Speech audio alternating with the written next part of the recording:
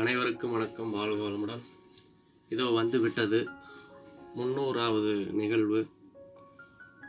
இதுவரை 1லிருந்து 300 வரை பார்த்த அத்தனை நல்ல உள்ளங்களுக்கும் என்னுடைய நன்றியை தெரிவித்துக் கொள்கிறேன். ஒரு நண்பரினுடைய விருப்பத்திற்காக தொடங்கப்பட்ட இந்த VS தினம் தியானம் இன்று இந்த அளவிற்கு வருவதற்கு காரணம் நீங்கள் கொடுக்கிற ஆதரவு தான் முதலில். அதுபோக இயற்கையின் கொடையால் தொடர்ந்து கிடைத்து கொண்டிருக்கக்கூடிய ஆகாய வழி செய்திகள், உடல் சார்ந்த இயக்கத்தில் கிடைக்கிற நுட்பமான புரிதல்கள், இதை பற்றி நான் சொல்லும் பொழுது காது கொடுத்து கேட்ட சில அன்பர்களுடைய ஆதரவு, இதையெல்லாம் தான் இன்று 300வது நிகழ்வை VS தினம் தியானம் செய்தி காட்டு கொண்டிருக்கிறது. அதனால் இது எல்லோருடைய வளர்ச்சியாகத்தான் நான் பார்க்கிறேன். இன்றைய நிகழ்வில் நாம் பார்க்க விரும்புவது, பொதுவாக உதாரணங்களை சொல்லி நிகழ்ச்சியை நடத்துகிறேன். கதையோ நகைச்சுவையோ திரைப்படங்களோ முன்னோர்களுடைய கருத்துக்களோ இப்படியெல்லாம் நான் உதாரணம் சொல்லி விளக்குவதற்கு ஒரு அடிப்படை காரணம் இருக்கிறது. என்னுடைய வாழ்விலே நடந்தது. படிக்கும் காலத்தில் புத்தகத்தில் வரலாறு, தமிழ் இது போன்ற புத்தகங்களில் பார்த்திருப்பீர்கள். அறிவியல் ஒரு விதிமுறையோ ஒரு செய்யுளையோ எழுதிவிட்டு அதை புரிவதற்காக எடுத்துக்காட்டு ஏடு, உதாரணம் ஓயும் என்று குறியீடுக்குள் அந்த எழுத்துக்கள் வரும். அந்த உதாரணங்கள் சொல்லப்பட்டிருக்கிற இலக்கணம் நமக்கு நேரடியாக விளங்காத பொழுது அந்த உதாரணம் நமக்கு அதை கொஞ்சம் எளிதாக புரிய வைத்துவிடும். இறந்து காலத்தை குறிப்பதை எப்படி என்று ஒரு உதாரணம். ராமன் கடைக்கு சென்று வந்தான். நிகழ்காலம், ராமன் கடைக்கு சென்று கொண்டிருக்கிறான். எதிர்காலம், ராமன் கடைக்கு செல்வான். இந்த உதாரணங்கள் தான் அதை பற்றியான புரிதல்களை நமக்கு கொடுக்கிறது. நிகழ்காலம், கடந்த காலம், எதிர்காலம், இந்த மூன்றையும் ராமன் என்கிற கதாபாத்திரத்தின் வாயிலாக சொல்லி முடிக்கும் பொழுது, இப்பொழுது ராமனை நினைத்தால் நிகழ்காலம், கடந்த காலம், எதிர்காலம் நினைவுக்கு வரும்.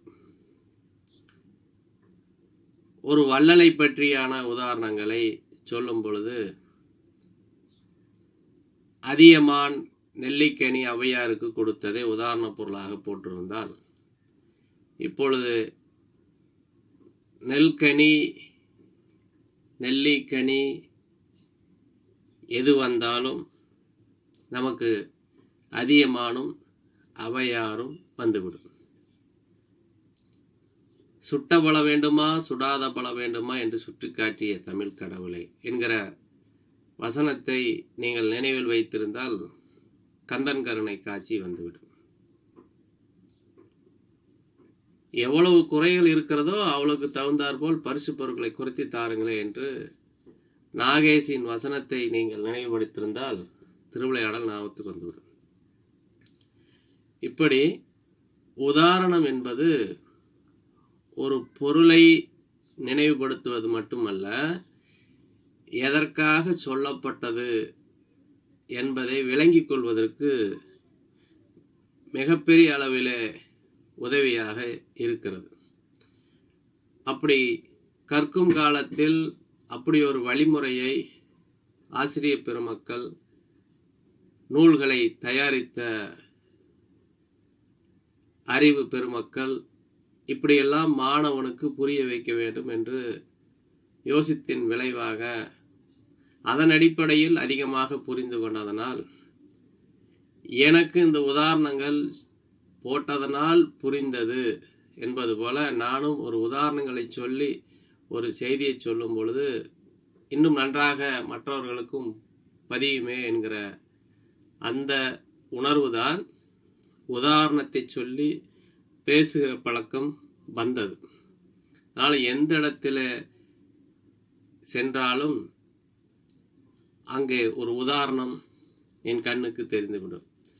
அந்த உதாரணத்தை செய்தியோடு செய்தியாக இணைத்து விடுவேன். ஒரு காரியத்தை சரியாக செய்யவில்லை என்றால் பொன்னுச்சாமி வாத்தியார் என்பவர் எங்களுக்கு சொல்லி கொடுத்துருக்கிறார். எம்பரசன் கச்சேரிக்கு போகிறான்னு சொல்லி நானும் போகிறேன்ட்டுலாம் ஸ்கூலுக்கு வராதிங்க என்று சொல்வார். அது இன்றும் பசுமரத்தாணி போல் பதிந்திருக்கிறது. அவர் வேறு என்ன சொன்னார் என்பதெல்லாம் இப்பொழுது உடனே என்னால் சொல்ல இயலாது. 8ஆம் வகுப்பிலே படிக்கிற காலத்தில் அது சொல்லப்பட்ட ஒரு வாசகம். ஆனால் அந்த உதாரணம் இன்று வரை ஒரு செயலை சரியாக செய்ய வேண்டும், ஒரு இடத்திற்கு சென்றால் அந்த இடத்திற்குரிய பணியை நன்றாக கவனிக்க வேண்டும் என்கிற எண்ணத்தை எனக்கு கொடுத்தது பொன்னுசாமி ஆசிரியர். அதனால் இப்படியெல்லாம் உதாரணத்தினால் வளர்ந்தவனால் என்னுடைய பேச்சிலும் உதாரணமும் வளர்கிறது என்கிற கருத்தை சொல்லி மீண்டும் அடுத்த காலம் உங்களை சந்திக்க வருகிறேன். நன்றி, வணக்கம்.